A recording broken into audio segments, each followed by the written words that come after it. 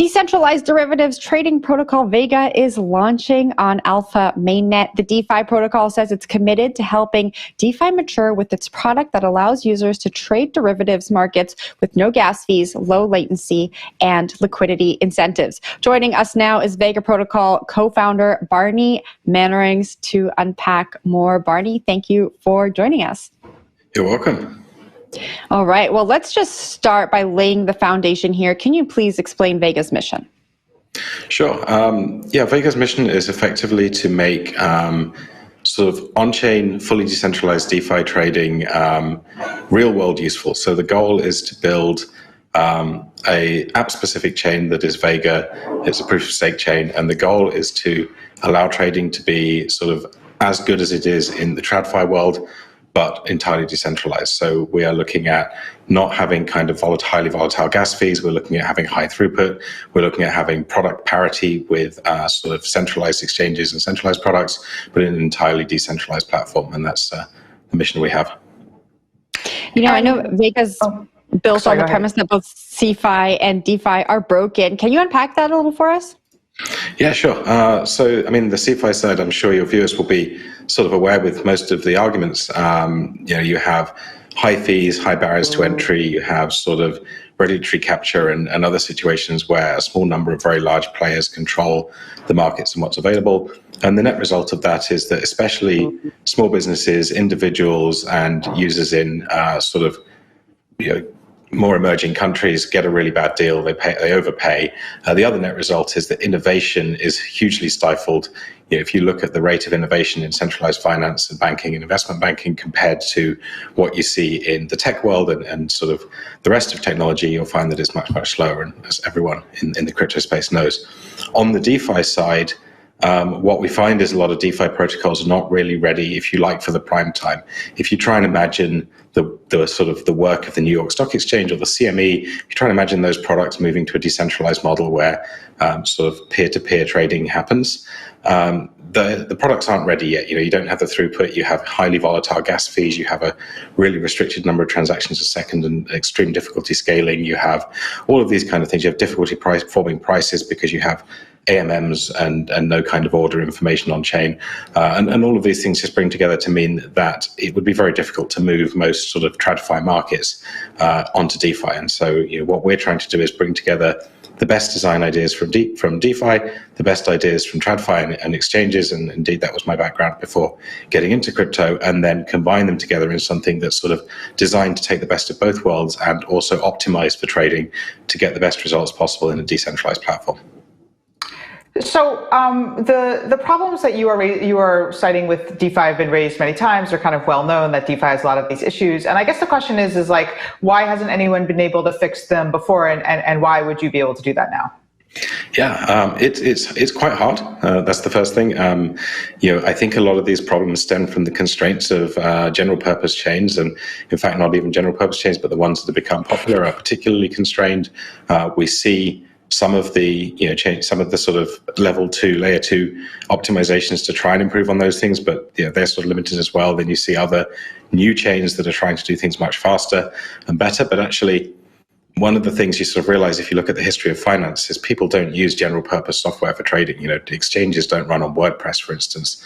And there's a reason for that, because trading has a huge amount of money moving around in it all the time. And with that amount of money, it's important to optimize, because even saving a fraction of a percent or adding a percent more of capacity or a percent less latency will translate into a huge amount of value. So it's a difficult problem, and it takes building something fairly much from scratch. We can reuse some parts. We reuse, for instance, Tendermint or Comet BFT as a consensus layer. You can reuse some parts of what exists out there, but a lot of stuff has to be built from scratch. And you'll see that with us, there are some other protocols out there doing similar things, and even sort of established names in DeFi like DYDX are actually they're building their V4, which has a lot of similarities with the thing that we're launching today and over the coming weeks. So I think people are starting to realize that you have to kind of go all the way with this technology, and you actually have to really work at solving those problems in a meaningful way. And you probably can't take shortcuts with general purpose chains and reusing things that are not really designed for finance. So I think that's why I think people are coming to the same decisions from different angles. And I think you'll start to see more and more DeFi protocols evolve in this direction. Can you tell us why the decision was made to headquarter Vega in Gibraltar?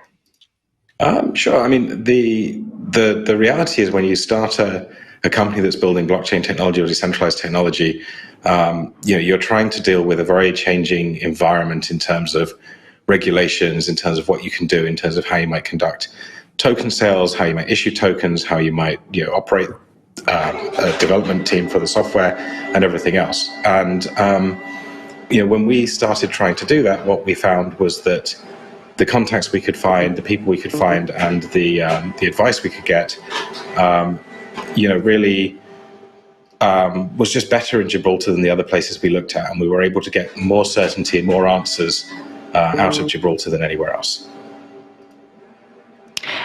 We've been asking a bunch of people this, but are you planning to ever operate in the United States? So, I mean, it's interesting. We're obviously a decentralized protocol. We're actually, a chain kind of like Ethereum or Bitcoin, except that we're just sort of specialized in terms of the purposes that chain is built for. So we don't operate Vega at all. We just write software. It's out there on GitHub. It's open code that anyone can look at. And we have a number of validators who are operating the network. Again, that's nothing. That's not something that we pay them directly for. There's no agreement with them. They operate the network. And anyone can run a node and sort of compete for stake to become one of those validators. They can do that from the US. I don't know whether or not that would be a good idea from the point of view of regulations. I haven't looked into it. They can do that from the US, and as far as I know, someone in the US would be able to connect to one of those nodes and interact with the network. And again, I don't know what the rules would say about doing that specifically, but I know that as a decentralized network, where it's available is really not down to us. And lastly, Vega has secured previous investments from Coinbase Ventures and trading firms like Arrington Capital. Do you see a point in the future where real-world securities can be kind of tokenized and traded on these types of exchanges? I think so, yeah. I mean, I think that's the goal, and I think that's something we'd all like to see. I think it would enable innovation. I think it would enable a long tail of different markets and trading. I think a number of things have to happen for that. On the one hand, you've got the regulatory clarity that real-world users of trading venues would require before they wanted to use something like Vega or any other decentralized exchange. You also need integrations with the kind of existing systems. So if people, whether it's accounting software, whether it's tax software, whether it's just figuring out how to do those things, you need to make that easy to do. And then you also probably need a bit of demonstration of stability and everything else. And you probably need some product features as well. So, for instance, if you look at a completely decentralized exchange, like most DEXs, including Vega right now, they have kind of complete openness for everyone to trade. Whether or not you'll start to see kind of additional protocols layered on top of those completely open DEXs to allow users that need that to have kind of ring-fenced KYC or AML type checks done or something like that. I don't know, but I think there's a bunch of stuff that needs to happen. I think what we're trying to do right now is demonstrate that the performance of the products, the price formation of the markets, the liquidity, the throughput, the latency can all be good enough to enable real world and serious trading. And then I think the next step for the whole industry really is to get some certainty around some of those questions and then start to figure out how to bring crypto to real world finance. Barney, thanks so much for joining us this morning. That was Vega Protocol co-founder Barney Mannerings.